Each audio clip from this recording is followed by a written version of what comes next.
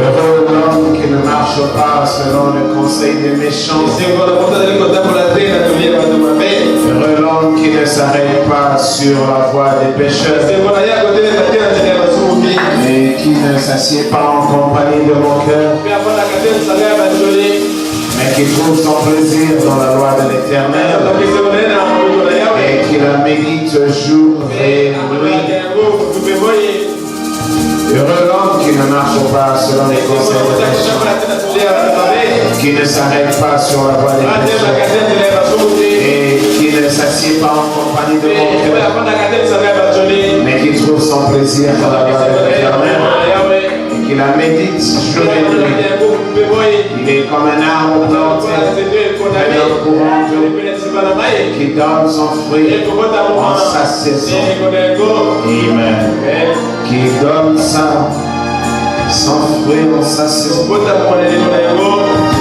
Et dans le feuillage ne se flétrit point. Tout ce qu'il fait lui réussit. Il n'en est pas ainsi des méchants. Ils sont comme la paille que le vent dissipe. C'est pourquoi les méchants ne résistent pas aux jours et les pécheurs dans l'assemblée des justes. Car l'Éternel connaît la voie des justes et la voie des pécheurs mène à la vie. Accorde-nous ta grâce ce matin, Seigneur Dieu. Alors que nous avons quitté nos maisons, nous sommes venus en ce lieu, comme des humains, regardant leur Dieu, leur Créateur, le géniteur de leur vie. Accorde-nous ta grâce, Seigneur. Comme dit toutes choses, c'est toi qui as dit, là où deux ou trois sont réunis en mon nom, je suis au milieu d'eux. C'est toi qui as dit, je vais envoyer ma parole, et ma parole de ta guéri. Il est aussi écrit que cette parole que tu nous envoies ne rentre pas à toi sans accomplir ce pourquoi elle a été envoyée. Ce n'est pas dans le domaine de l'homme, c'est dans le domaine de Dieu.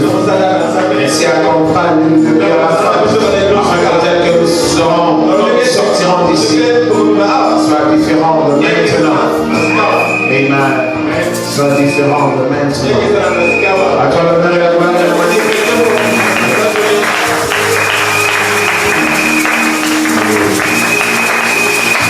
À toi l'honneur et la gloire et la magnificence au siècle des siècles. Dans le merveilleux nom de Jésus-Christ, nous intercédons ainsi pour notre culte de ce matin. Amen. Amen. Applaudissez pour le Seigneur. Nous allons lire la parole de Dieu.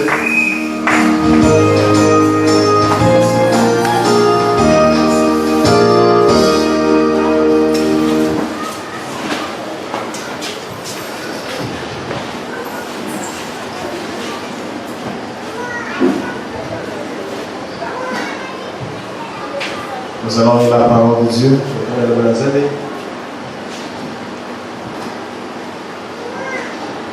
Prenons dans Éphésiens.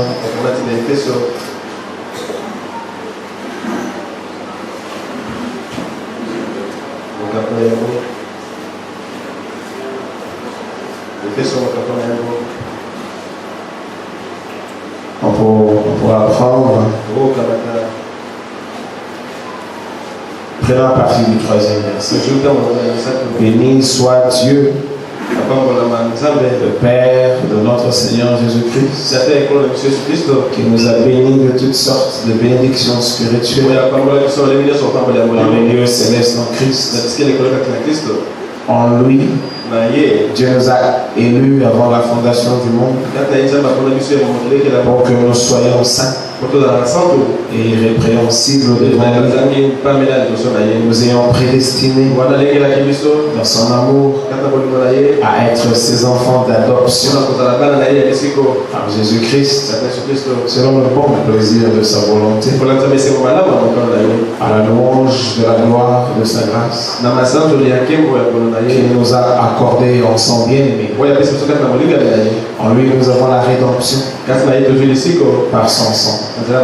En lui nous avons la rédemption par son sang, la rémission des péchés selon la richesse de sa grâce que Dieu a répandu abondamment sur nous par toute espèce de sagesse et d'intelligence. Nous faisons connaître le mystère de sa volonté selon la bienveillance selon le bienveillant dessein qu'il avait formé en lui-même pour le mettre à exécution lorsque le temps serait accompli et réunir toutes choses en Christ, celles qui sont dans les cieux et celles qui sont sur la terre.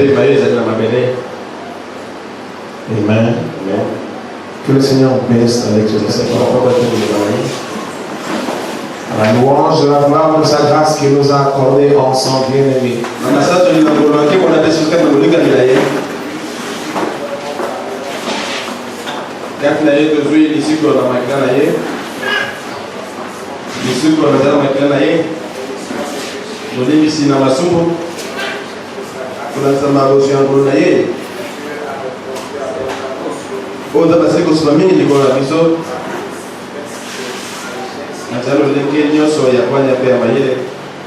Nous faisons connaître le mystère de sa volonté selon la bienveillance, selon le bienveillant dessein qu'il avait formé en lui-même pour le mettre à exécution lorsque le temps serait accompli de réunir toutes choses en Christ, celles qui sont dans les cieux et celles qui sont sur la terre. Amen. Amen. Je crois que nous aimons le Seigneur Jésus-Christ. Nous ne l'aimons pas comme un souvenir. Nous ne l'aimons pas comme une histoire. Mais nous l'aimons comme la parole de Dieu, la force agissante du Seigneur au travers des âges. Il y a eu un premier âge, il y a eu un deuxième, un troisième, et aujourd'hui nous sommes au septième âge, qui selon la numérologie de Dieu est l'âge final, l'âge de la fin de cette terre, l'âge de la fin du monde, l'âge de tous les mécanismes mis ensemble pour accomplir ce qui était dans la pensée de Dieu. Et quand nous considérons l'Écriture, nous pouvons confirmer, parce que la Bible dit, à la louange de sa grâce, qu'il nous a accordé en son bien-aimé. En lui, nous avons la rédemption par son sang, la rémission des péchés, selon la richesse de sa grâce, que Dieu a répandu abondamment sur nous par toute espèce de sagesse et d'intelligence. Nous faisons connaître le mystère de sa volonté, selon le bienveillant dessein qu'il avait formé en lui-même. Dessein, programme, plan. Selon le bienveillant programme qu'il avait formé en lui-même pour le mettre à exécution lorsque le temps serait accompli, de réunir toutes choses en Christ, celles qui sont dans les cieux et celles qui sont sur la terre. Nous essayons de voir ces choses en considérant la place de Dieu dans sa parole, en considérant la place du Créateur au milieu de son peuple et dans la vie de l'homme qui croit, dans la vie de celui qui croit. Et nous avons commencé depuis le début. Nous avons vu ceux qui ont été pour nous un exemple. C'était Israël. Comment est-ce que Dieu s'est fixé au milieu d'eux et comment est-ce qu'il voulait conduire leur vie. Et puis nous avons aussi relevé le conflit permanent qu'il y a entre ce Dieu qui veut rester au milieu des siens de ce Dieu qui est régné dans la vie de chaque croyant. Mais en fin de compte, le conflit est tel que l'homme ne veut pas sentir cette domination divine. Ça lui contraint à quelque chose qu'il ne maîtrise pas. Pourquoi rejetons-nous le règne de Dieu dans nos vies? C'est parce que nous ignorons ce de quoi lui s'attend. Et nous sommes plus mondains, terriens. Mais vous allez voir ici quand même, pour ceux qui sont prédestinés à être co-ouvriers ou co-héritiers, vous allez voir que la Bible précise que en lui nous avons la rédemption par son sang, la rémission des péchés, parce qu'il faut aussi être sanctifié, parce que la rédemption par son sang, ça nous amène à la justification, la rémission des péchés, et c'est dans la richesse de sa grâce que Dieu a répandu abondamment sur nous par toute espèce de sagesse et d'intelligence. Nous faisons connaître le mystère de son idée, le mystère de sa pensée, de ce qu'il veut, selon le bienveillant dessein qu'il avait formé en lui, pour le mettre à exécution. Lorsque le temps serait accompli, de réunir toutes choses en Christ, celles qui sont dans les cieux et celles qui sont sur la terre. Donc nous comprenons que celui qui n'arrive pas à laisser le Saint-Esprit tabernacler dans son âme, celui-là n'a pas simplement été prédestiné. Parce que pour qu'il arrive à accomplir ou à mettre, pour que Dieu arrive à mettre, comme la Bible dit ici, à exécution ce grand programme de nous-mêmes, il devait passer par la révélation. Mais la révélation ne prend pas place en toi. Quand par exemple, tu n'as pas la sagesse de saisir, tu n'as pas l'intelligence de saisir, tu vas croire comme tu le veux, tu vas te faire l'idée comme tu le veux. Mais quand il arrivera que Dieu voudra confirmer sa parole dans ta vie, le prophète dit généralement à ce moment-là que chacun montre ses couleurs. Parce que l'homme est habitué à autre chose et il ne maîtrise pas la pensée de Dieu. C'est comme nous disons aujourd'hui, je l'ai dit ici, c'est le 7e âge, c'est la fin. Il est vraiment difficile qu'un chrétien ordinaire arrive à réaliser le sens de la fin. Le sens de la fin. Mais maintenant, qu'est-ce que Dieu veut accomplir dans ce temps de la fin? Parce qu'on ne peut pas arriver à la fin. On ne peut pas porter le témoignage de la fin quand vous ne saisissez pas la pensée de Dieu en rapport avec ce temps de la fin. Et nous avons essayé de le voir. Comment est-ce que le prophète parle de ce temps qui est un mauvais temps. C'est le temps où le diable règne pleinement. Et quand on dit que le diable règne, c'est pas dans le sens des guerres, des politiques. Non, le prophète ne regardait pas ça. Le diable règne pleinement. C'est dans l'église. C'est dans l'église où il y a la plus grande distraction. C'est dans les croyants où vous trouverez la plus grande distraction. Parce que c'est dans l'église où on est supposé saisir la vie. Ce n'est pas en dehors. Alors quand le diable se déverse pour mieux désorienter les gens, c'est dans le milieu politique, c'est pas quoi. Non, c'est plutôt dans l'église. C'est parce que c'est dans l'église que Dieu prépare les siens en vue de les amener, comme nous essayons de le dire, à la stature parfaite. Le problème, c'est être amené à la stature parfaite de l'homme. Le problème, ce n'est vraiment pas venir à l'église, parce que l'église ne fera absolument rien pour toi.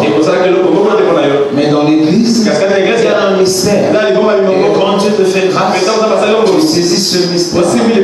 Alors tu vivras une vie privée chrétienne avec Dieu.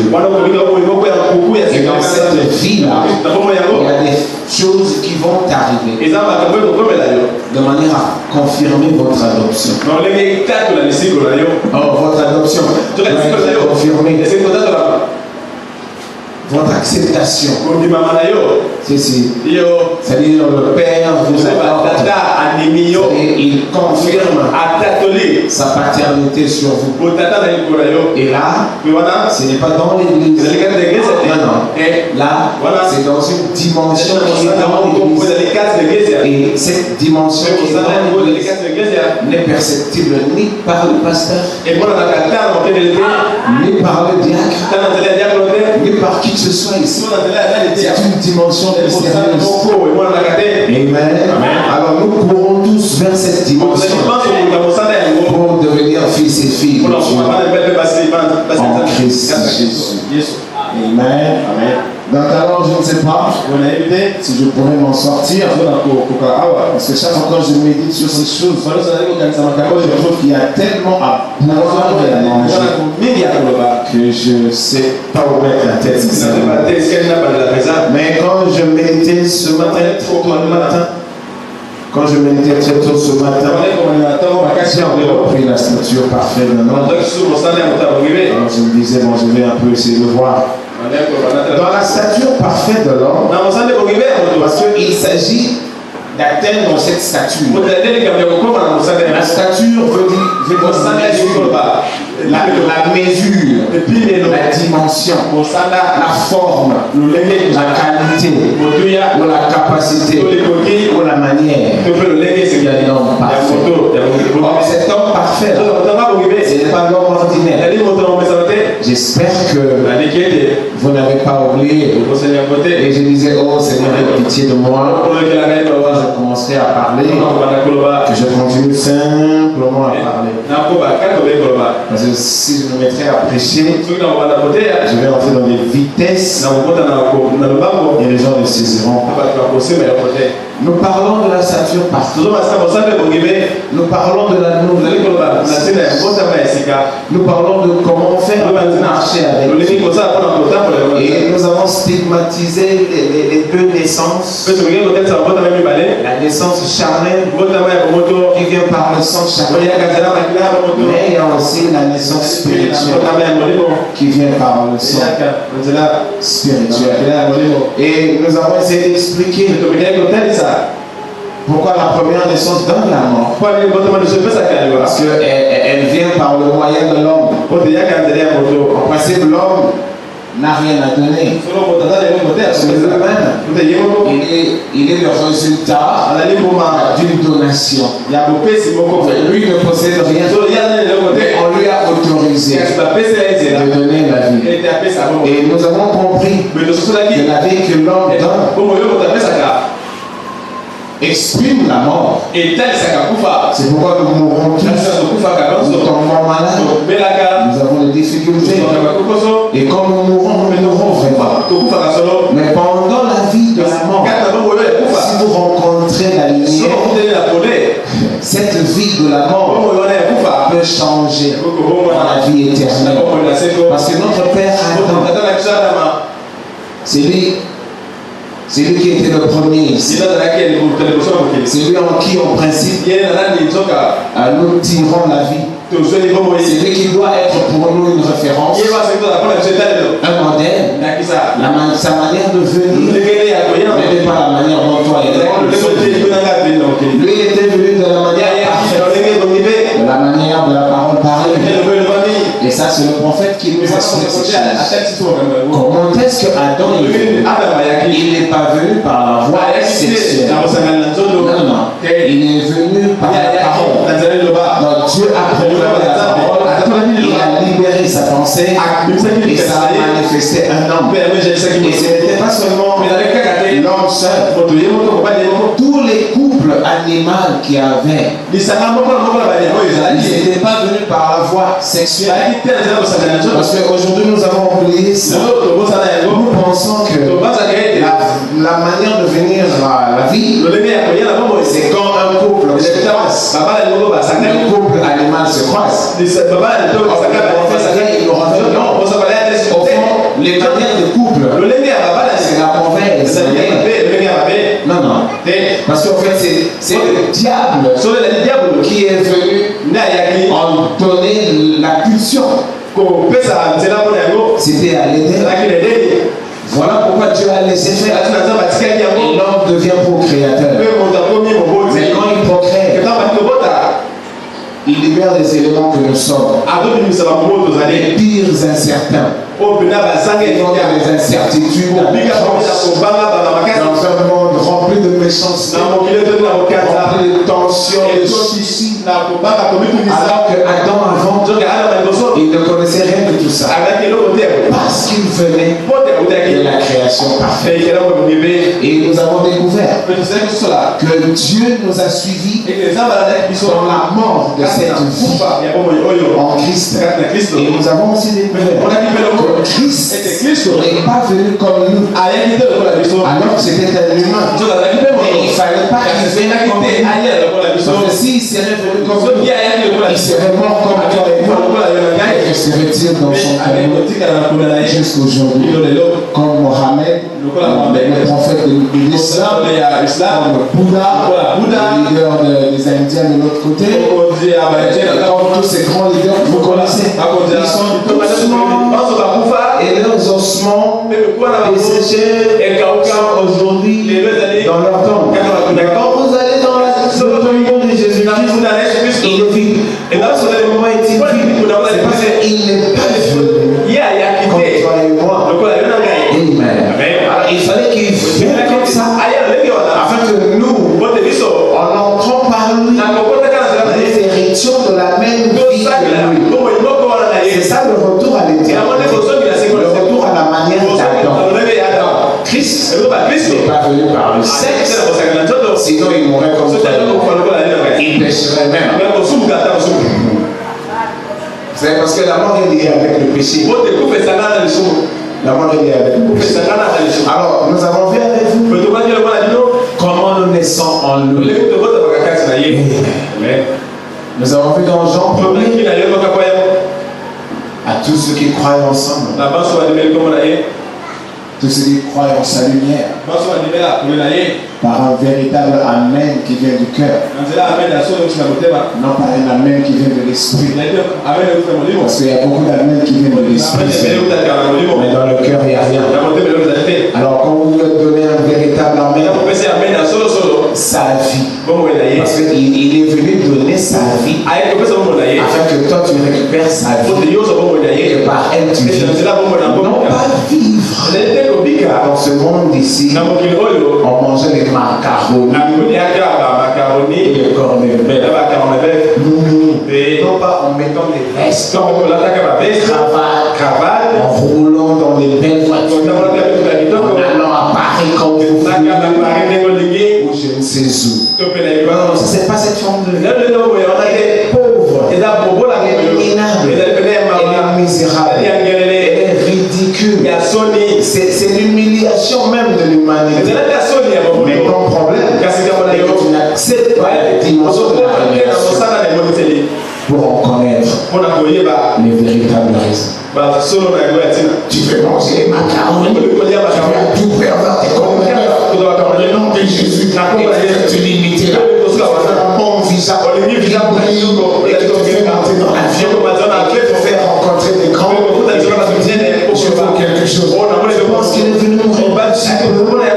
Non, ce n'est pas ce que la Bible dit. Mais je sais que c'est ce que il est venu mourir pour ces choses ici. De sorte que vous, quand ils ne reçoivent pas ça, ils sont déçus. Ils cherchent là où ils peuvent aller pour recevoir ça.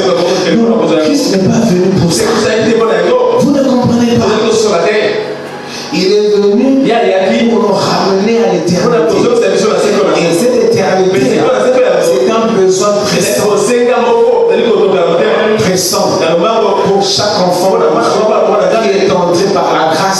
dans la sagesse et l'intelligence de Dieu. Amen. Donc, il est venu pas comme toi et moi. Et que nous aussi, par le mystère de la conversion, au moyen de son évangile, c'est sa parole. Sa parole, c'est son idée, c'est sa pensée. Et le prophète dit, Dieu est son idée. Dieu est sa pensée. Alors quand vous recevez l'évangile de la saison,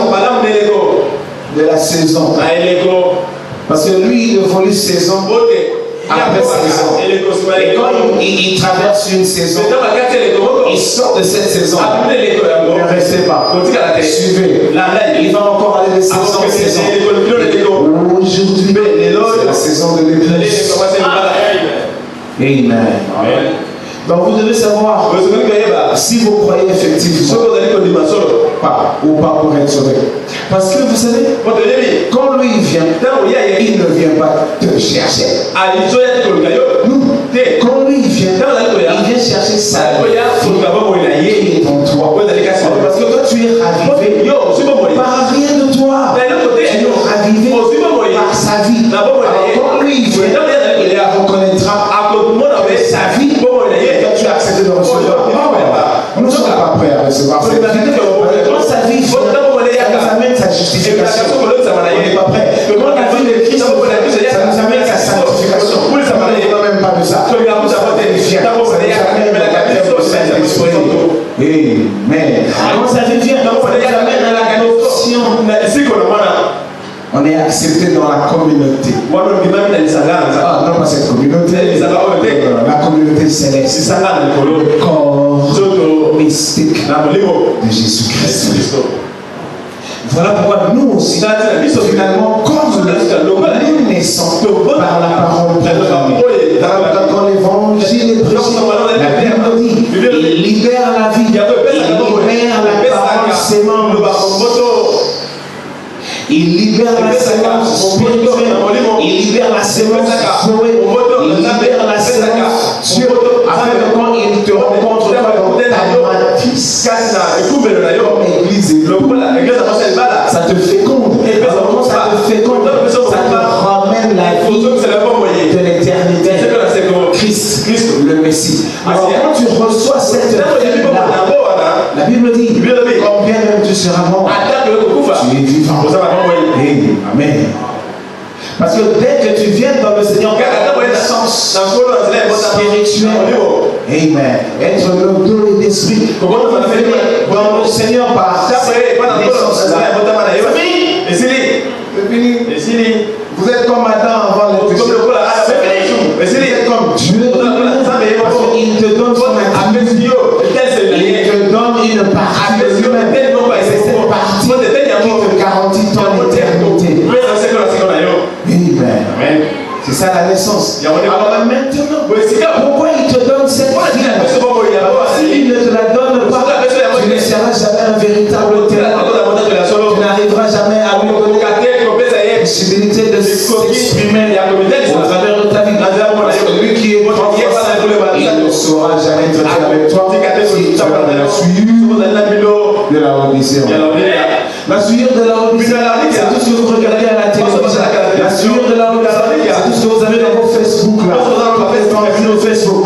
Vous ne regardez pas à ça, mais écoutez quand même. La suivre de la Odyssée, c'est tout ce que vous avez dans vos tout ce que vous avez dans vos le mauvais comportement, c'est la science aujourd'hui. C'est à exprimer. C'est la suivre de la Odyssée. Alors lui ne peut pas venir. Pas seulement parce que tu viens à l'église. Lui ne peut pas s'exprimer seulement parce que tu cries Alléluia. Mais il ne saura pas se manifester seulement parce que tu joues à la guitare, parce que tu balayes ici, parce que tu viens le pasteur. Non. Rien à voir. Rien à voir. C'est le théâtre que nous faisons. Entrer en Christ. C'est le corps mystique. C'est là la raison de ce rassemblement. Amen. Alors maintenant, comment il t'amène à ça? Il te donne de sa vie. Comme ça, sa vie en toi va ordonner donner. Parce que sa vie, c'est aussi une couture. Sa vie, c'est aussi une nature. Sa vie, c'est une attitude.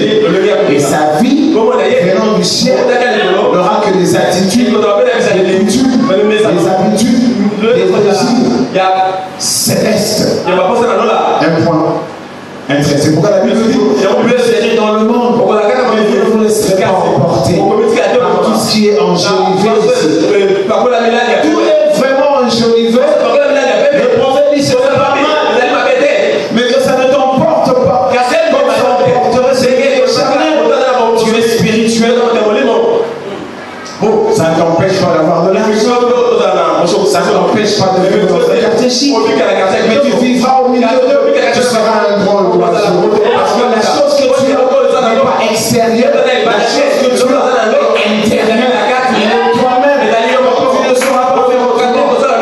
Tu seras un drôle de riche. Tu seras un drôle de pacha. Tu seras un baron. Mais un baron différent. Parce que la chose est au-devant de toi. Et tu vivras contre la Odyssée. Tu soulèveras toujours contre la Odyssée. De sorte que même certains frères en Christ, ils comprendront pas. Je disais à une chrétienne qui avait reçu un message venant d'un frère en Christ. Je crois que c'est un frère qui a envoyé ça à son mari. Et elle a vu ça et elle a montré ça à son mari a rigolé. Son mari, comme c'est un chrétien né de nouveau, en dehors de la Odyssée, son mari commence à recuser. Mais c'est un bien-aimé dans le Seigneur. Quand il trouve dans vos YouTube, là, dans vos Facebook, démoniaque, il trouve une blague. Pourquoi il doit m'envoyer la blague? Pourquoi? Pourquoi moi je suis chrétien? Rempli du Seigneur, qui aime le Seigneur. Quand vous aimez le Seigneur Jésus, avec l'esprit de vous aurez vos yeux braqués. Vous n'avez pas de temps pour les blagues. William Branham est venu condamner les blagues. William Branham est venu avec l'esprit de condamner les bouffonneries. Raconter des histoires rigolées sur le corps, sur la manière, ceci, de faire le dos. Et on rigole. William Branham a dit non, c'est démoniaque. Comment lui, il est un frère, il a envoyé à son frère les blagues qu'il trouve dans le YouTube. C'est seulement une blague. Mais non, on ne peut pas partager entre nous les blagues de la Odyssée. Non. Si vraiment moi je sais manipuler mon appareil, j'ai un message à envoyer à mes ça doit être soit un verset de Bible, soit une citation, un point, un trait. Qu'est-ce que c'est? Bon, je sais que les gens n'aiment pas me parler comme ça. Mais c'est Malachie 4. Malachie 4. Arrêtez vos blagues avec vos Facebook là. Parce que vous ne savez pas sortir de là. Vous êtes maudits avec les gens maudits. Si vous croyez que vous êtes vraiment de Jésus-Christ aujourd'hui, s'il vous plaît, dites à celui-là, bien aimé, envoie-moi un verset de Bible. Bien aimé, envoie-moi une citation. Envoie-moi un cantique. Pas de blague. Ça vous garde pas. Ça vous garde jamais. Et vous, avec l'onction de votre Seigneur, vous n'en bénéficierez jamais des bienfaits. Malachie 4 pour nous amener dans son amour en dehors de la Odyssée. Amen. Vous savez, c'est un travail que le Seigneur s'est assigné là. Mais il est sûr de sa victoire. Parce que c'est au travers de qui il va s'exprimer. Ils ont été prédestinés avant que le monde soit fondé. Il faut des fois arriver à s'oublier et à penser au Seigneur. Il faut arriver à mourir en soi-même. Penser au Seigneur. Arriver à dire au Seigneur. Non pas quand est-ce que tu me donneras la voiture? Quand est-ce que tu me donneras de l'argent pour mon travail? Non. Le Seigneur, tu tardes à venir. C'est comme la fin. Parce que tu nous as parlé de la fin. Nous sommes dans la saison de la fin. Mais c'est quand la fin de ces choses? C'est ce à quoi l'amour aspire. Amen. Vous devez arriver à cette dimension afin que le changement s'opère en vous. Sinon vous serez charnel. Quand quelque chose ne marchera pas, vous deviendrez nerveux. Vous allez vous mettre en colère. Vous serez en colère contre Dieu et contre les hommes. Écoutez. Donc j'ai dit ceci.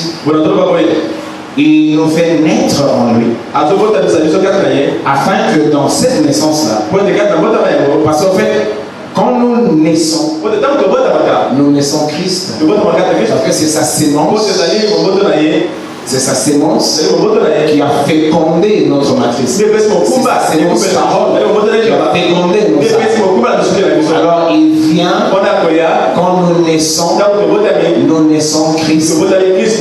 Amen.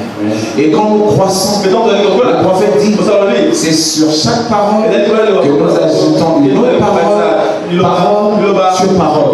Vous savez ce que ça veut dire? Parole sur parole. C'est-à-dire que votre vie va s'améliorer chaque jour. Amen. En fait, votre vie s'améliore chaque jour. Cela veut dire, si hier vous aviez telle ou telle faiblesse, vous pouvez les comptabiliser. Une dizaine de faiblesses. Alors, chaque jour, chaque période, chaque saison, il y a une faiblesse qui tombe. Quand vous venez dans le Seigneur, vous avez vos faiblesses. Mais ces faiblesses-là sont déjà anéanties. Je parle de la vraie naissance. De celui qui est né dans le Seigneur. Parce que dans le Seigneur, il n'y a pas de mort-né. Dans le Seigneur, il n'y a pas de pré-maladie. Non. Quand on est dans le Seigneur, on est normalement né. Quand vous êtes né dans le Seigneur, cela veut dire que le Saint-Esprit s'affectionne sur votre être. Le Saint-Esprit est là, il vous jette. Et quand il vous jette, votre esprit est accroché à sa parole. Parce que le Saint-Esprit te poussera à aimer la parole, à la méditer et à l'obéir. Amen. Alors vous croissez. En fait, c'est Christ qui croit en vous. Parce que vous êtes sa parole. Le prophète parle de la dimension de l'épouse. Alléluia. Le prophète parle de l'épouse. Parole. Amen. Quand vous êtes épouse, parole, c'est-à-dire vous vous identifiez dans sa plénitude à Christ. Vous êtes identifié à Christ. Quand nous essayons de vous expliquer, il est celui qui possède tout. Il est celui qui a tout. Il est le commencement et la fin. Avant lui, il n'y a rien. Pendant lui, il n'y a rien. Après lui, il n'y a rien. Il couvre toutes choses. Il n'a pas le temps d'être jeune. Il n'a pas le temps de regarder son voisin avec la mauvaise oreille. Il n'a pas le temps. Il n'a pas le temps de faire quoi que ce soit. Parce qu'il possède quand il veut, où il veut, comme il veut. Maintenant, c'est cette nature-là qui est tienne maintenant. Tu es en colère contre ton voisin. Ou tu passes ton temps à critiquer l'autre. Parce que vous savez quoi? Dans le Seigneur, il n'y a aucun démon. Alors si vous avez eu le Seigneur, vous avez reçu sa parole. en vous, il n'y a aucun démon. Si un démon vient, ta conversion doit être revue. Si. Revu. Oh, il faut faire très attention. Être prématuré. Non. Vous serez tamisé. Tamisé. Il faut faire attention. Un mort-né. On va vous enterrer. Parce que là, c'est un monde vivant. Amen. Là, en Christ, c'est un monde vivant. Vous n'êtes pas à l'église, vous serez. Parlons de Christ, le corps mystique, c'est un monde vivant. Amen. Alors, comment est-ce qu'il arrive à ses fins? Yeah, voilà. C'est par là. Nouvelle naissance. Quand il vient, il gagne votre confiance. Quand il vient, il vous donne de son amour. Ah non. Vous ne pouvez pas aimer Christ et vos propres sentiments. Non. Vous ne pouvez pas partager une partie de votre vie dans vos manières anciennes et une autre partie vous réservez à la parole. Non. Dans les églises ici, on vous dit que c'est possible. Mais Malachie, il nous a été envoyé pour nous dire que soit vous êtes, soit vous n'êtes. Il n'y aura jamais moitié. Soit vous êtes, soit vous n'êtes pas. Pas venir à l'église, entrer dans le corps. Parce que c'est là où il y a le travail. Comment travaille-t-il alors? Je vous avais dit que une fois je ne sais pas où mettre ma tête. Il y a tellement à voir dans l'église. Mais c'est lui qui règne. Donc le Seigneur règne dans cette église. Comme autrefois en Israël, c'est lui qui règne dans votre vie. Et lui, il n'est pas une pensée. Lui, il n'est pas une église. Lui, il n'est pas une communauté. Il n'est pas ton idée. Lui, il est sa parole. Et sa parole est pure. C'est tout. Il est pur. Voilà pourquoi il veut nous amener vers lui dans la profondeur de sa pureté. Ça commence par la justification. Quand il t'a justifié, c'est parce qu'il t'a justifié. Quand il te justifie, c'est parce qu'il veut te sanctifier. Et quand il t'a sanctifié, c'est qu'il a un autre projet. Il veut t'amener au baptême de Saint-Esprit. Et quand il t'amène au baptême de Saint-Esprit, il veut t'adopter. Tu es accompli. Vous êtes justifié aujourd'hui. Demain, quand vous terminez vos justifications, la volonté de Dieu et qui vous amène à la sanctification. Mais comment pouvez-vous vraiment être justifié et de temps à autre rétrograder? Vous êtes justifié. Comment rétrograder-vous? Parce que la justification veut dire on vous a sorti des poubelles, on vous a sorti, disons, des manières de vivre désordonnées, déréglées, des humains que nous sommes. On vous sort de là. Mais Dieu doit construire son édifice. Supposons, il vous sort de là. Il place la foi. Or, la foi est une nature, une puissance qui doit attirer la vertu selon la statue.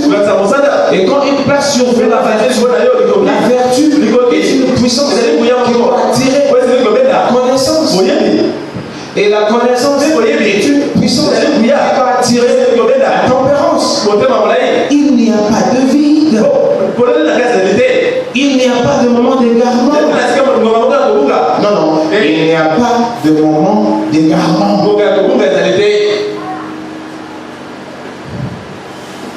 Bon, il y a plusieurs théologies qui existent. Il y a d'autres théologies qui acceptent que de temps en temps, vous pouvez un peu rentrer dans le monde, vous vivez votre mondanité et vous revenez.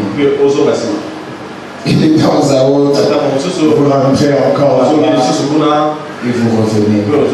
Je vous en prie. Lisez Malachie 4. Lisez Malachie 4.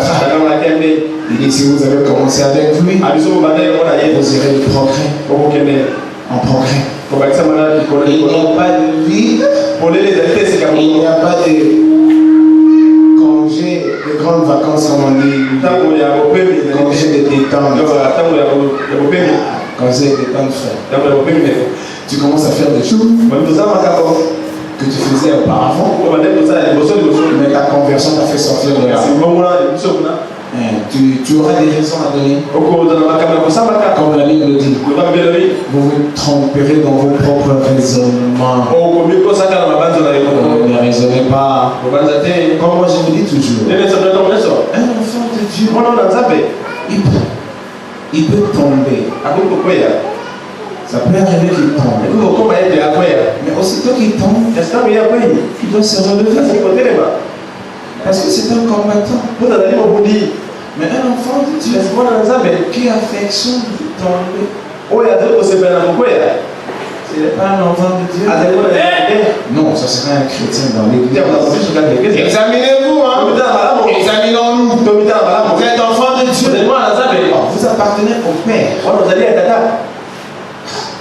C'est lui qui a pour adversaire. C'est lui qui te fait accomplir des fausses choses. Dieu dans son secret, c'est dans ce qu'on sait. Quand tu es son enfant, il t'avertira que le chemin là n'y va pas. Et si vous êtes vraiment rempli de lui, vous l'écouterez. Parce que c'est depuis vous qui mais c'est sa parole qui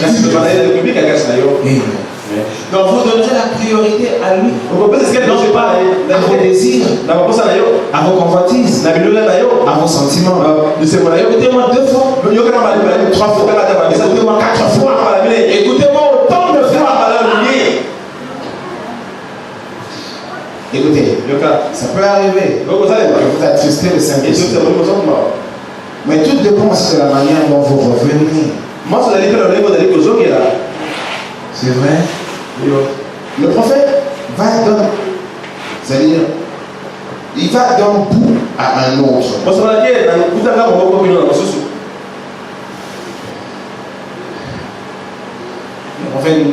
Le prophète nous dit cela. Que si vous êtes vraiment un enfant de Dieu, vous ne le trahirez pas. Mais si vous arrivez de café, vous reviendrez vite. Et le prophèt nous montre un enfant de Dieu, il n'est pas enseigné de l'homme. Non. C'est dangereux quand c'est quelqu'un d'autre qui vient vous faire voir que vous avez café. Vous allez préparer une repentance par rapport à celui qui est venu, ou une occasion qui vous oblige à la repentance. Écoutez comment le prophète dit ça se passe dans un enfant de Dieu. Aussitôt que vous avez vous-même, vous vous releverez et vous-même, vous chercherez à reparler. Amen. Oh, les églises encadrent, hein? Pas encadrer les frères. On va lui parler. Il écoutera peut-être. Et on revient. Frère, vous avez fait ceci. Vous êtes supposé vous-même vous enseigner par le Saint-Esprit qui est en vous. Non, l'église existe, hein? Le prophète est d'accord avec ça. Mais nous vous montrons les manières extrêmes. Comment ça se passe avec le Saint-Esprit? S'il est dans votre âme, dans le feu de votre âme, vous êtes vous-même votre pasteur, vous êtes vous-même votre diacre, vous êtes vous-même l'apôtre. Parce que c'est le Seigneur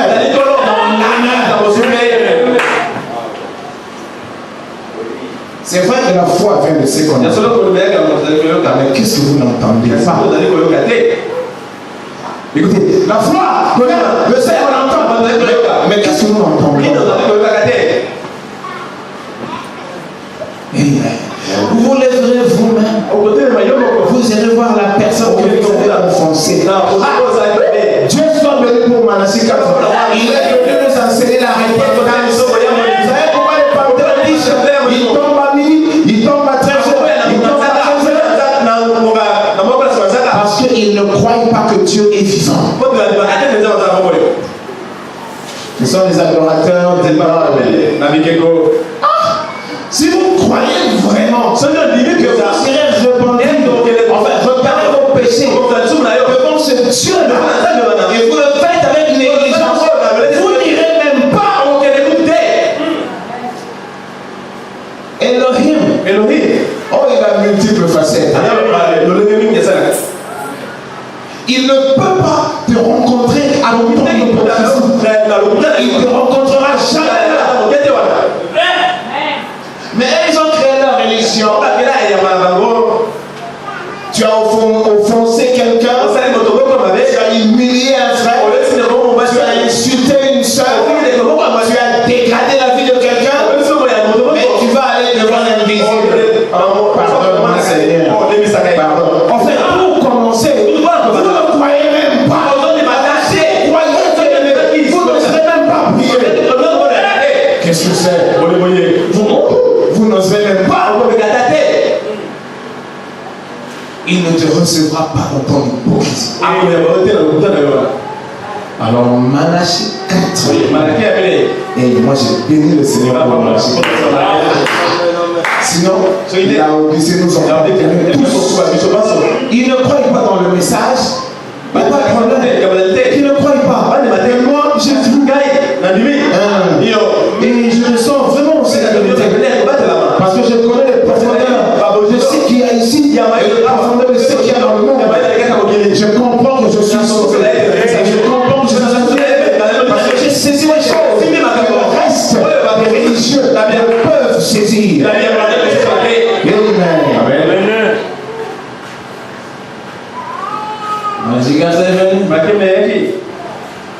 Nous nettoyer.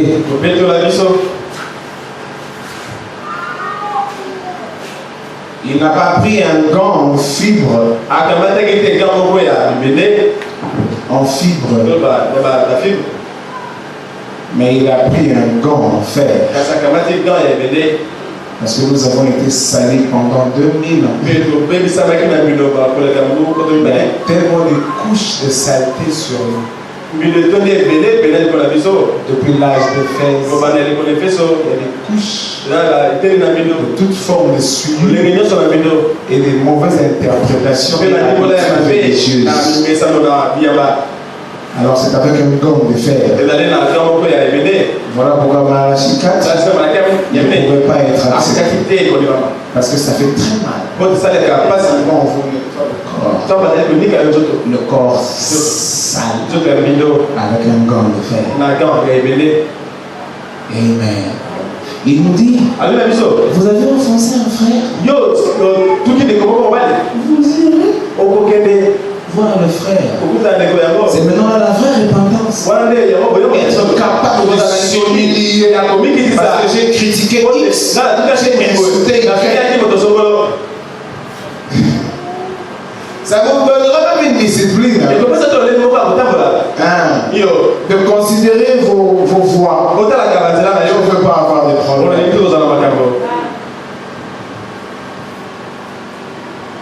Il nous a aussi montré comment quand vous tombez dans l'impudicité ou dans l'adultère, il exige qu'il y ait une fille qui s'est mal comportée, et bien qu'il se répande avant le mariage.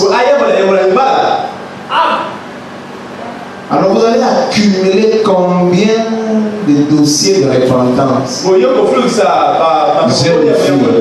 J'ai couru avec A, je suis sorti avec B, je suis allé avec C, jusqu'à M, P, Y, Z. Combien de dossiers? Or, toi, un homme. Moi, j'aime ça. Et toi, un homme qui va tomber avec une femme. N'allez pas au Dieu invisible. Vous êtes c'est de la récitation qui ne sortira même pas par la fenêtre. Ça restera juste au niveau de vous-même. Mais la suie de l'adultère est restée collée à votre âme. Il dit selon la parole, vous devez aller voir. Vous prenez cette femme, vous amenez à votre femme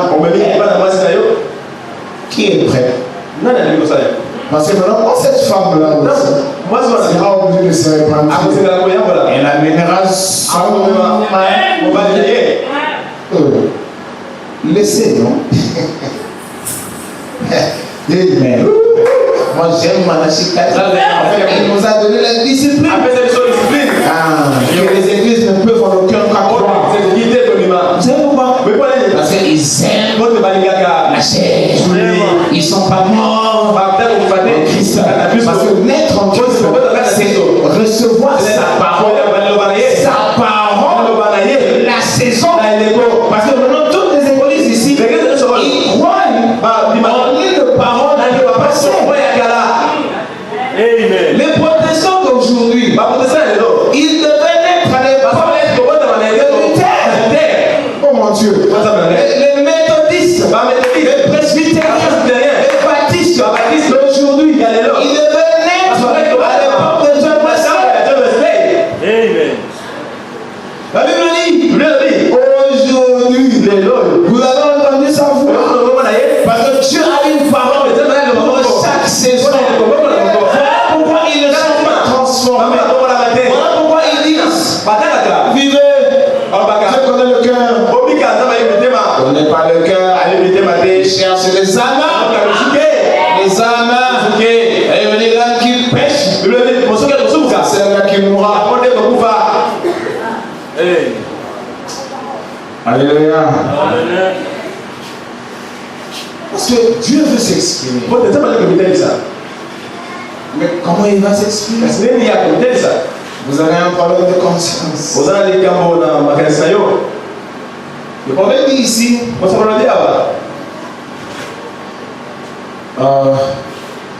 Il dit, excusez-moi, je vais essayer de voir.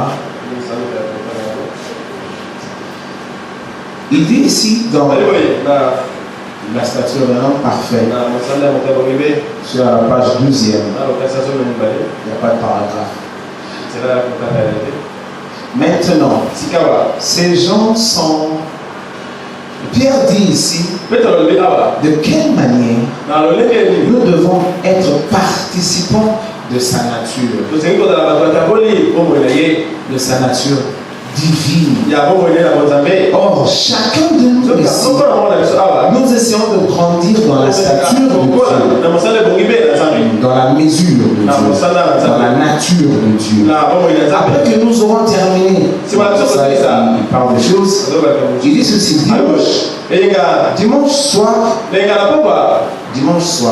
dernier, j'ai prêché sur la clé. La clé. Et la clé, c'est la foi. La foi tient la clé. Et la clé, c'est l'écriture. Et Christ est la porte. Mais quand il dit que la clé, c'est la foi. Amen. La clé, c'est la foi. Et puis, il dit, et la clé, la foi tient la clé. Je préfère le lire. La foi tient la clé. Et la clé, c'est l'écriture. Donc la foi tient la clé. Et la clé, c'est l'écriture. Donc qu'est-ce que c'est l'écriture? Ce sont les promesses. Les promesses de l'âge dans lesquelles vous devez baigner, vous devez rester vivant afin de confirmer votre adoption. La foi, c'est votre oui. Et c'est ce oui là qui tient la clé. La clé qui est l'écriture. Dieu a dit. Dieu a dit. Dieu a dit. Donc vous avez la foi dans tout ce que Dieu a dit. Tout ce que Dieu a dit. Maintenant, Christ en est la porte. Il dit, la foi tient la clé. Et la clé, c'est la parole. Et Christ est la porte. Maintenant, bien aimé, Christ est la porte. En fait, quelle porte? Laissez un peu voir qu'est-ce qu'il dit. Donc, la foi prend les petites charnières de la parole et démontre la splendeur et les bontés de Dieu à son peuple. La foi démontre la splendeur. La splendeur de Dieu. Maintenant, comment ça se passe? Voilà le mécanisme. Quand vous avez la foi, vous avez la foi, parce que vous êtes dans le Seigneur. Quand vous avez la foi, Dieu vient au travers de cette foi confirmer l'écriture. Maintenant, comment confirme l'écriture? Il confirme l'écriture par la puissance, par le Saint-Esprit. Le Saint-Esprit, c'est Christ. Or, Christ, ce n'est pas une idée. Christ, ce n'est pas un créneau. Un récital. Ou un son vocal. Christ, c'est une attitude. C'est une nature. Christ, c'est une naissance. Si vous n'êtes jamais passé par Christ, votre foi est morte. Alors quand votre foi est morte, la parole l'est aussi. Quand la parole est morte, vous n'aurez jamais à découvrir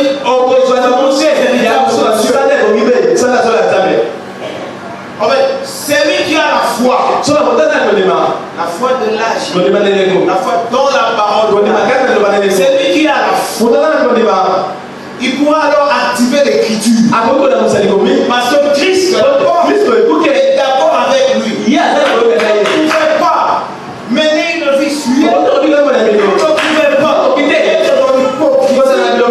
Un pied dedans, garder la foi. Vous ne garderez jamais.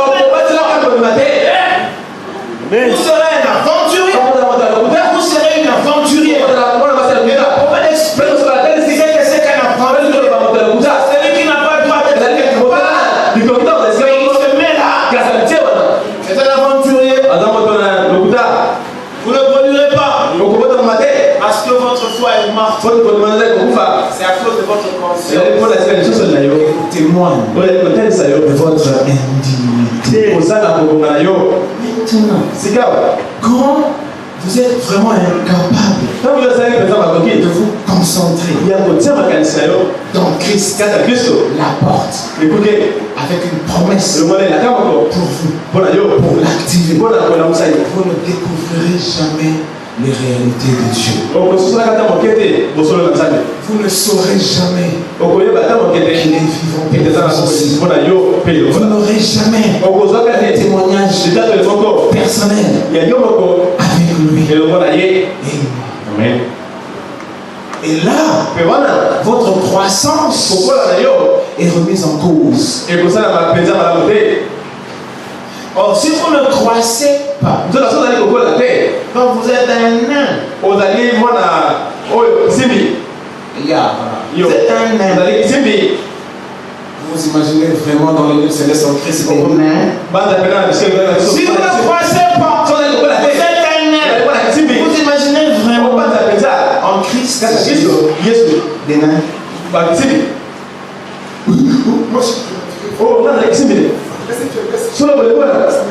Et d'autres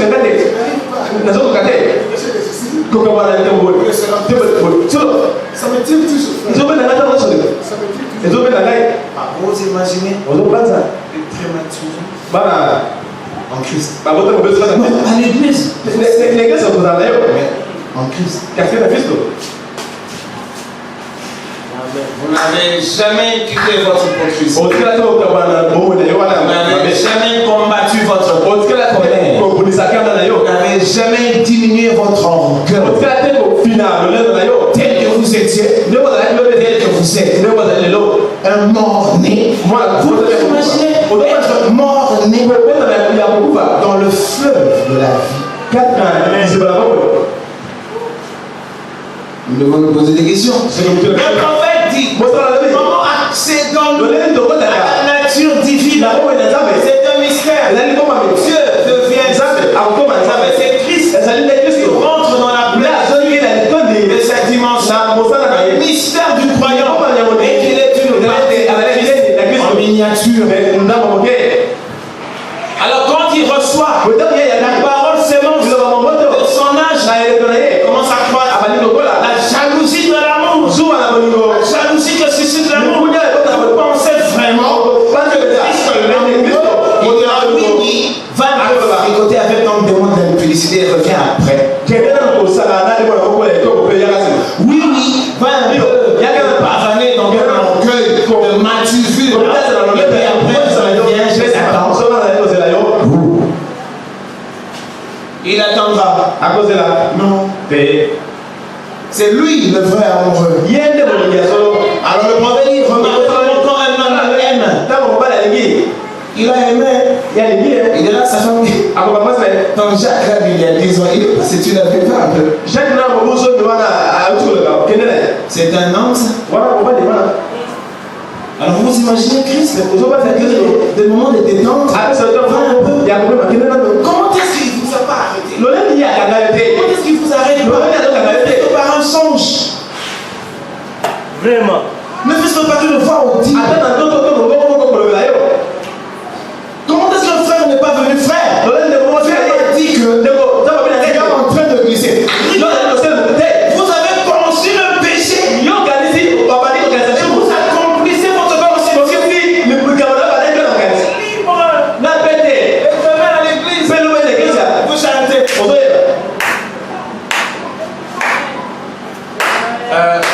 Malachie 4, hein? Si vous voulez me lapider, alors lapidez-moi. Malachie 4. Comment? Il va vous arrêter. Vraiment. Mais alors, si il vous arrête, Car c'est ce qui a gagné. alors la manière qui vous ramassera là-bas, ça sera du manu militaire. Vous êtes tombé là-bas, vous ne vous levez pas. Vous êtes là. Christ. Vous imaginez l'amour divin, le salut, l'expiation. Nous avons compris le mystère de l'expiation. C'est que Dieu t'a donné son esprit et te fait fuir tout péché. L'expiation n'est pas égal à l'expiation de la croix n'est pas égal à c'est dans Malachie 4. L'expiation est égale à tu es né en lui et tu es parti pour ton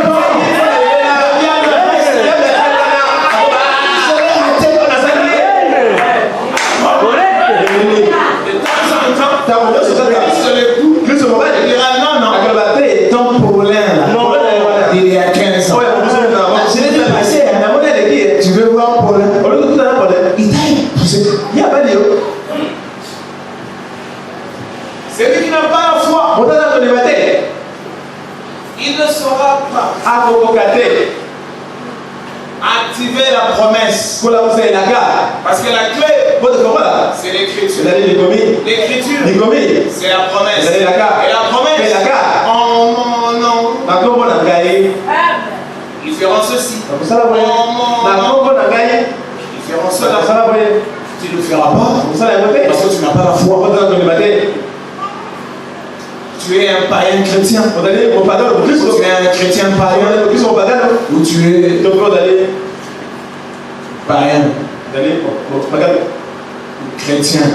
de l'église. Sortez de la gaffe. Gaffe. Malachie 4. Pourquoi on l'a rejeté? Parce qu'il a dit des choses que le pasteur n'a même pas dit. Vous ne pouvez pas être païen, chrétien. Païen. Et chrétien dans l'église, non. Et commencer à vivre le surnaturel. Parce que dès que vous êtes fécondé, c'est fini. Vous en avez pour une longue période d'incubation. Ça prend le premier mois. Ça amène des complications. Ça prend le deuxième mois. Le troisième mois. Ça amène des complications. Le goût d'antan a changé. Parce que vous êtes fécondé. C'est Christ. La parole a des goûts drôles. Vous êtes habitué à regarder la télévision. Christ, il vient. Il a des goûts drôles. Le goût de Christ. La perfection, c'est la télévision. Vous n'avez que les bêtises.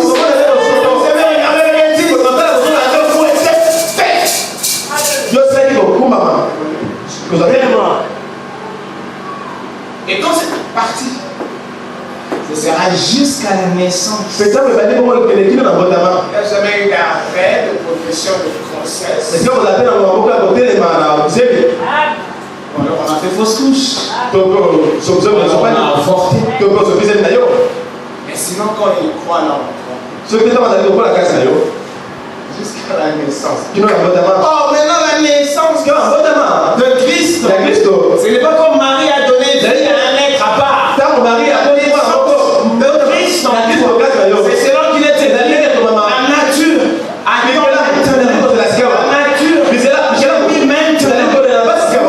La manifestation. Le Fils de Dieu. L'épouse. L'église. L'Apocalypse 12. Elle est en travail. Elle est en travail. Elle doit mettre au monde un fils. Et ce fils, c'est la parole qui atteint sa plénitude d'expression dans la vie de ceux qui croient. Et c'est cette plénitude d'expression qui va leur permettre de guérir totalement leur corps de la mortalité à l'immortalité. Amen. Parce qu'aujourd'hui, la foi, c'est la matière de l'épouse. Comme je vous ai rappelé une fois, le frère a dit à un frère, nous aimons les mbodi. Les doctrines qui donnent des vertiges au brananisme. Les mbodi. C'est ça la matière de l'église. C'est quoi ça? La matière de l'épouse. Pourquoi les gens lisent Branham de travers? De travers. Vous lisez Branham de travers? Non. Retournez la brochure, non? Quand vous retournez la brochure, vous allez voir que la matière de l'épouse, c'est lié à la foi. La matière de l'épouse, c'est la capacité que vous avez à croire en lui. Parce qu'il vous a mis en confiance. Et la confiance, c'est son amour. C'est ça. La matière de l'épouse, c'est la foi pour l'enlèvement. L'enlèvement, ce n'est pas un discours, ce n'est pas une idée. Non, c'est une réalité actuelle qui fera que les humains, comme il est écrit, nous ne mourrons pas. Mais en un clin d'œil, nous serons changés. Et nous avons expliqué pourquoi nous devons changer. Parce que ce corps est né d'un sang mortel. Ce corps, le prophète dit, il n'héritera jamais. Il est condamné. Il a été conçu dans le péché. Il a été conçu dans la désobéissance. De l'incrédulité.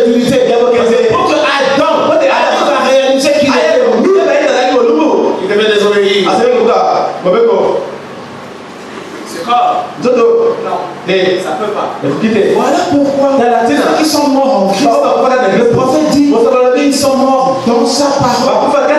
C'est sa parole qui va ressusciter. C'est en ressuscitant qu'il va procurer d'autres corps.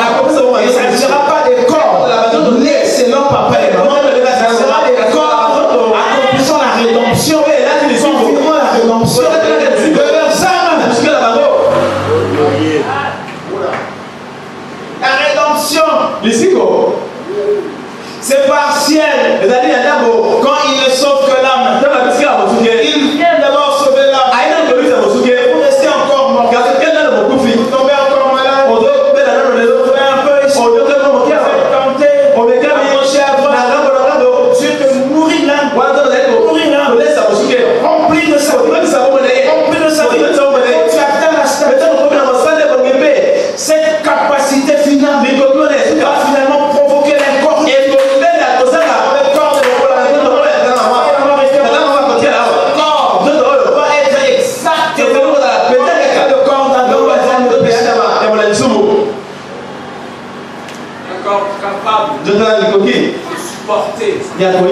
dimension William Branham ne supportait pas. Chaque fois quand l'ange descendait, non, il titubait. Pour se tenir pendant qu'il titubait. Il songeait presque plus encore. Bon, quelqu'un ne voudra pas qu'on dise ça. Mais il est né de son père et de sa mère. Il est né dans le péché. Et c'est ce corps de péché que Dieu a essayé de préserver. Et quand il a combien même préservé, comme les Israélites à la montagne de Simon, sanctifiez-vous. Mais quand Dieu descend, personne n'arrive à tenir. Dieu a dit à Abraham, ne fume pas, ne fais rien, ne bois pas, parce que ce corps, je l'utiliserai. Malgré ça, quand il il perdait connaissance. Même, était détaché de certains temps. Il a dit, ça me fatigue. Je vois des visions. Ça me fatigue. Ça me fatiguait. C'était le corps de Branham, son père, et de Ella, sa mère. Alléluia. Ça ne peut pas. Ceux qui sont morts, ils reviennent générés par la parole. Puisqu'ils étaient nés par la parole, ils sont morts dans l'évangile. Le prophète dit, mourons là. C'est la parole qui meurt là. Quand ils vont ressusciter, c'est la parole qui ressuscite. Alors la rédemption de leur âme, c'est ce qui amènera ce corps glorifié. Nous qui serons vivants, la Bible dit, nous ne les défoncerons pas. Nous entrerons avec eux. Puisque nous ne ressuscitons pas. Avec un nouveau corps, le corps que nous tenons sera transformé. Il faut qu'il soit transformé. Comment ce corps est transformé? C'est quand aujourd'hui tu laisses la parole pénétrer ton âme. Tu laisses la parole modeler ton âme. Tu laisses donner une forme. Quand tu atteindras la plénitude, c'est à ce moment-là que la foi sortira de la promesse. Parce que la foi va activer la promesse. La restitution de la totalité de la rédemption. La transmutation. C'est-à-dire changer et monter. La translation.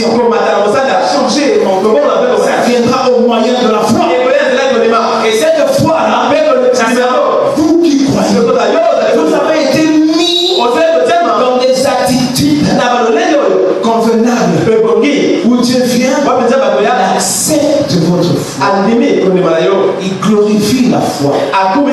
Il accède aux besoins que vous sentez. Parce que c'est lui qui va secouer la profondeur de ce désir de partir. Et c'est par vous, corps, changera. Amen. Et quand ce corps achète, alors la rédemption est dans sa totalité. Nous, comme les autres, qui vont revenir à la vie, nous ferons un même corps. Le corps né de la parole. Parce que l'incorruptibilité revêtira la corruptibilité par la puissance de ta naissance.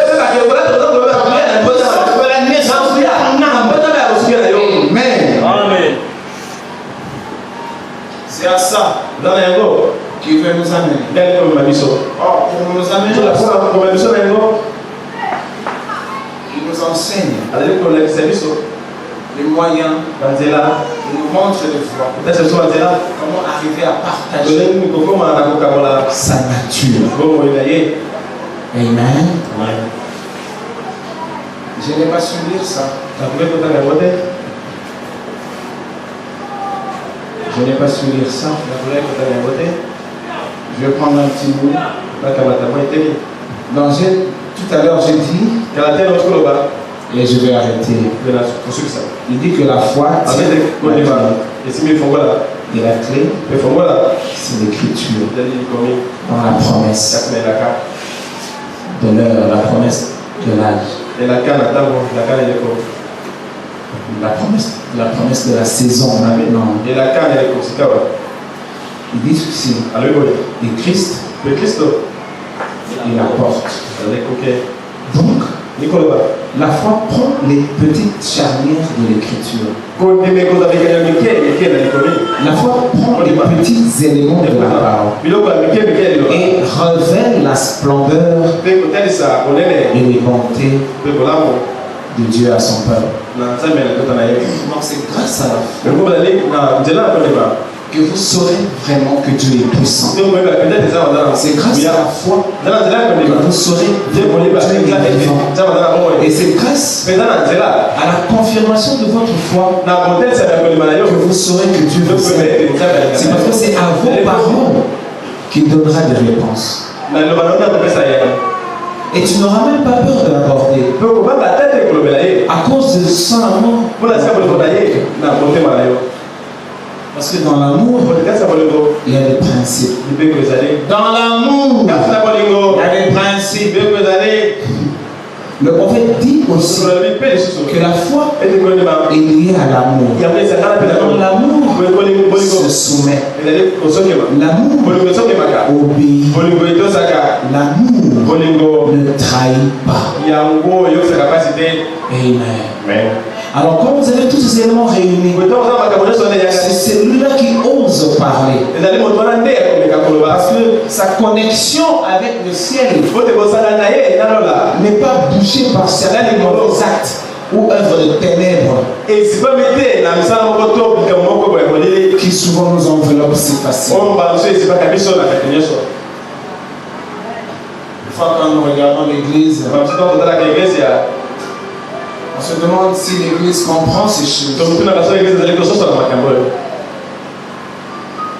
Si l'église comprend en quel moment nous vivons.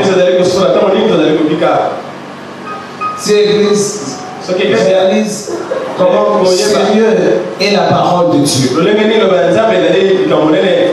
prophète dit, je vais terminer. Daniel, il n'avait même pas d'église. Il était à Babylone. Mais le souvenir lui suffisait. Il avait et les souvenirs et l'écriture. Il veillait. Et le prophète dit, quand il a vu qu'il ne leur restait que 2 ans, il n'a pas dit bon. C'est lui-même qui sait tout. Il a parlé de 70 semaines. Sûrement qu'il verra sa parole. Le prophète dit non. Daniel s'est levé. Il s'est mis à jeûner. Il s'est mis à se priver des choses. Et il a cherché la face du Seigneur. Et le prophète dit, si lui, qui n'avait même pas de pasteur à Babylone, qui n'avait même pas d'église, où crier chaque dimanche, comment est-ce que la reconnaissance de l'accomplissement d'une prophétie devait le mettre en branle. Je pourrais le lire une prochaine fois. Amen. Et si ça pouvait le mettre en branle de cette façon, qu'il oublie qu'il était l'intendant du roi, qu'il oublie qu'il était une haute personnalité, il s'est mis sur le centre. Il a porté le sac. Il a commencé à invoquer, à jeûner, parce qu'il n'y avait plus de temps. À combien plus forte raison toi et nous qui vivons dans la Odyssée? Vous savez, on dit que trop parler peut tuer. Le prophète dit, ce n'est pas en parlant, que les gens écouteront. Amen. Applaudissez pour le Seigneur.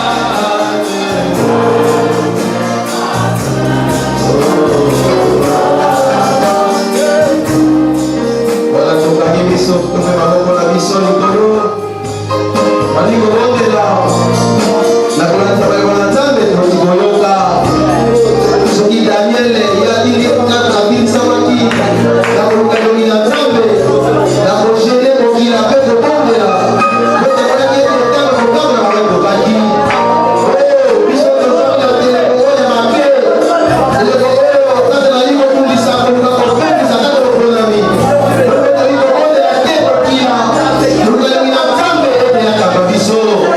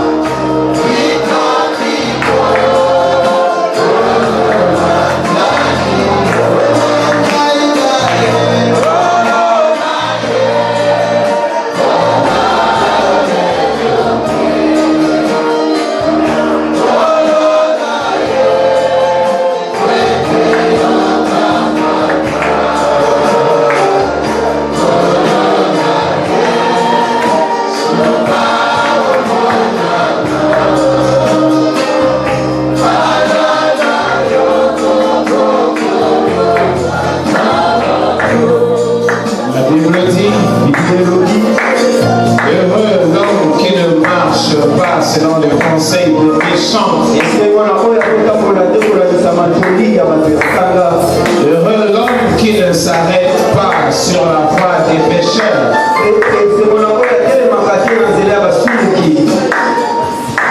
Heureux l'homme qui ne s'assied pas en compagnie de mon cœur, mais qui trouve son plaisir dans la loi de Dieu et qui la médite jour et nuit. Il est comme un arbre planté près d'un courant d'eau et qui donne son fruit en sa saison. Et dans le feuillage ne se flétrit point. Oh Dieu bien-aimé, nous avons quitté nos maisons. Nous sommes venus en ce lieu, sûrement considérant nos faiblesses, sûrement nous considérons au Père nos limites, mais nous considérons ton amour aussi. Nous considérons ta bonté aussi. La parole a été apportée, mais ce n'est pas la parole d'un homme, mais c'est la parole du Seigneur. Et la Bible dit, elle ne quitte pas ton trône et qu'elle arrive jusqu'à nous sans produire le fruit de la saison. Seigneur, il est vrai que nous avons parlé tel que nous avons parlé. Il est vrai que nous parlons selon Malachie 4. Mais c'est toi le Fils de l'homme. C'est toi le Saint-Esprit. C'est toi la puissance de la résurrection qui agit dans la vie de tous ceux qui croient.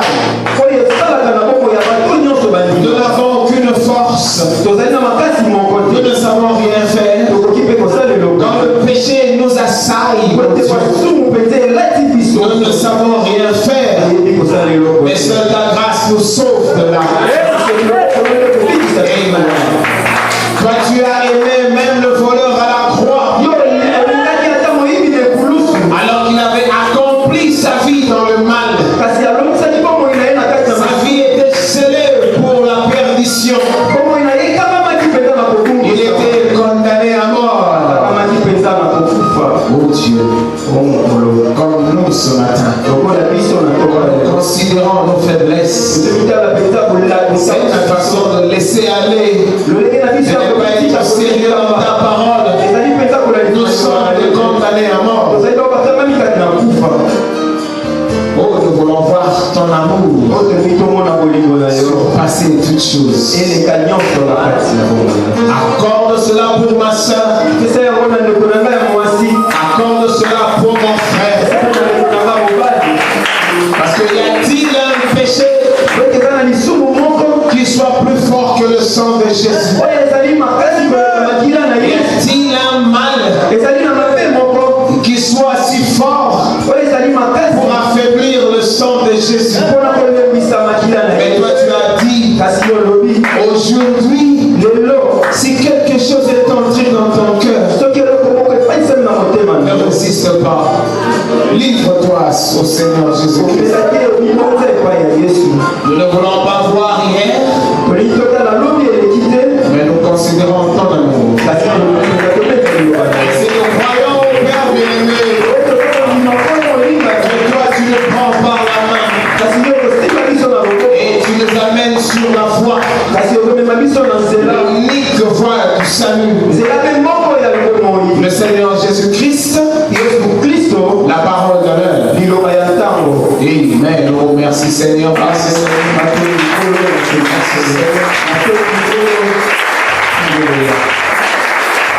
Alléluia. C'est ta parole, Seigneur. Et tu l'as prédestinée dans chaque cœur de croyant. Tu l'as prédestiné pour mon cœur souillé. Tu l'as prédestiné pour le cœur de ma soeur souillé. Le cœur de mon frère souillé. Notre contact avec ta parole. Nous puissions être nettoyés.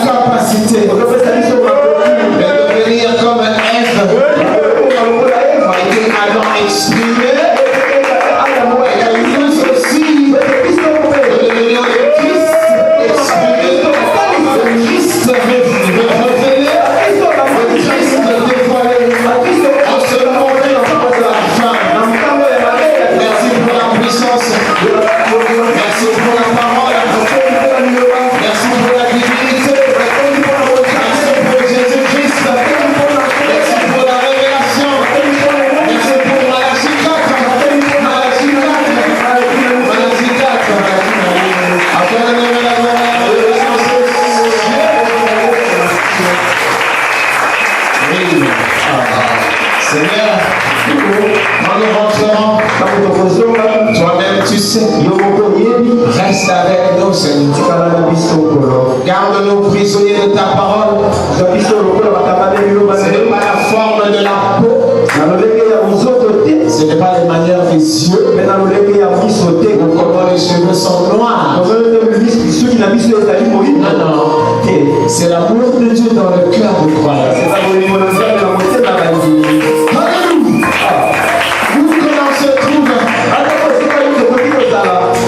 Ce n'est pas dans une extrême pauvreté ou dans une extrême richesse.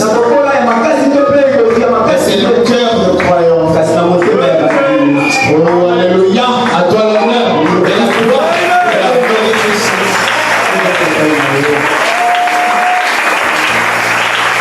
C'est toi le grand consolateur.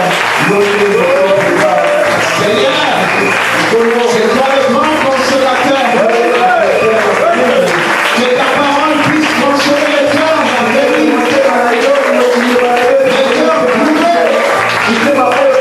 c'est toi le rempart de chaque chrétien. C'est toi le rocher de chaque chrétien. C'est toi le rocher de ma sœur. C'est toi le rocher de mon frère. Oh, béni soit ton nom. C'est toi qui me rassures par le Saint-Esprit, au moyen de ta parole. Je suis en sécurité. Je suis protégé. Alléluia. Que je suis guéri. Alléluia. Que je suis en bonne santé.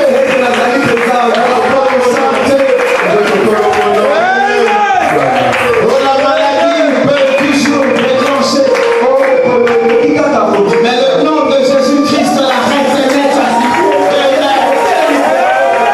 La mort peut toujours venir.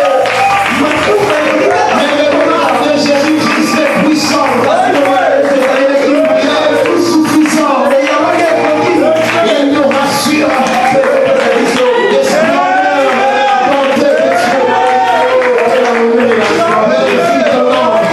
Glorifie ton nom, glorifie ton nom, Seigneur. Glorifie ton nom, Papa. Glorifie ton nom, Dieu. Glorifie ton nom dans la vie de ma soeur. Glorifie ton nom dans la vie de mon frère. Glorifie ton nom.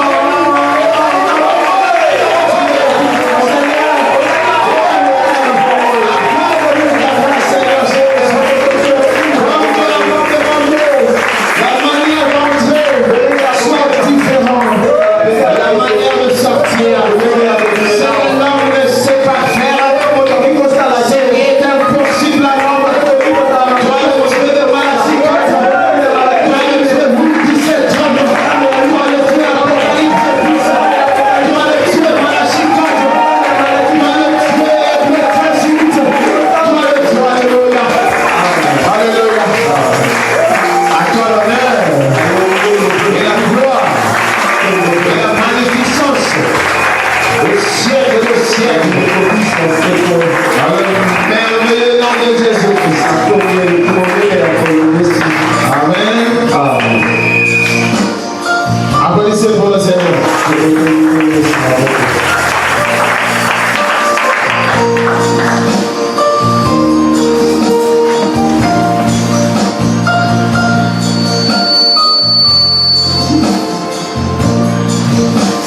Page 28.